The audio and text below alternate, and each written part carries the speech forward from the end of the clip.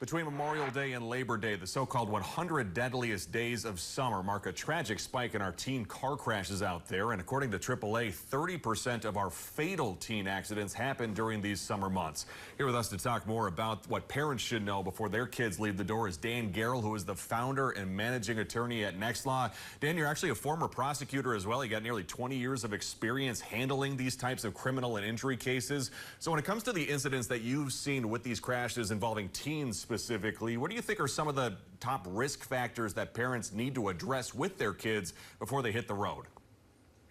Well, I think that, with technology and just about every teenager having a smartphone, there's always a temptation for them to use that phone when they get behind the wheel, whether they're texting or Snapchatting their friends or even making phone calls. And depending on what state you're in, it's usually illegal to use a handheld device for any of that sort of communication. It may not be illegal to use your smartphone to make a phone call, provided that the phone is not in your hand, but rather in some sort of a holder in the car. But I would highly recommend against even a teenager doing even that. In fact, as a parent, I would advise my child to turn that phone off and as part of an agreement to agree to not ever use the phone while driving the car.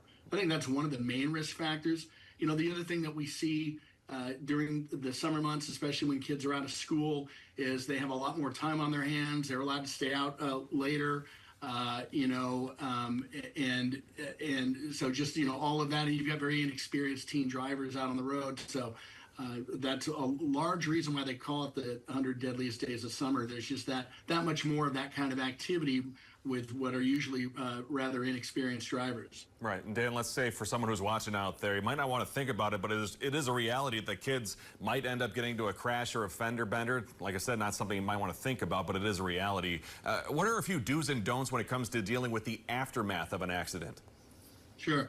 Well, if you have a teen driver and you haven't already done so, tonight I would recommend you sit down with your teen and talk about what to do if they are ever in a car crash. And what I would recommend that you tell them is, if your car is still in a lane of traffic and it's in a dangerous place, get it off the roadway as quickly and safely as possible. To call 911 if you are feeling any pain at all, or if you have any reason to believe that you might be injured. To exchange information as far as insurance and driver's license with the other driver, but do not in any way admit to fault. Don't say I'm sorry, even if you meant that kind of more as a sign of empathy. You don't want to say anything that could be construed or taken out of context as you admitting to having been at fault, even if you think that you are at fault. You don't say anything like that. If possible, take pictures of the scene and of property damage, both to your vehicle and the other vehicle.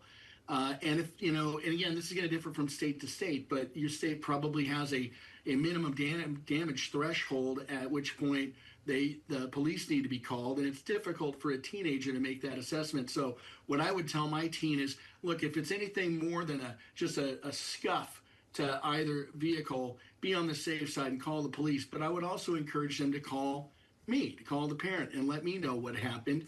Because again, you sit down to give all this information to your teen, but if they're in an accident, there's a good chance they're not going to recall all of this, and you can walk them through that. So maybe the most important thing is to ask them to call you or their other parent, and make sure that they have you involved at the earliest stage possible following an accident. That's great advice. Dan Garrell, the founder and managing attorney at Next Law, which is a criminal and injury law firm. Dan, thank you for your time and also for sharing your expertise with our viewers here at 4. You're welcome. My pleasure. Thank you.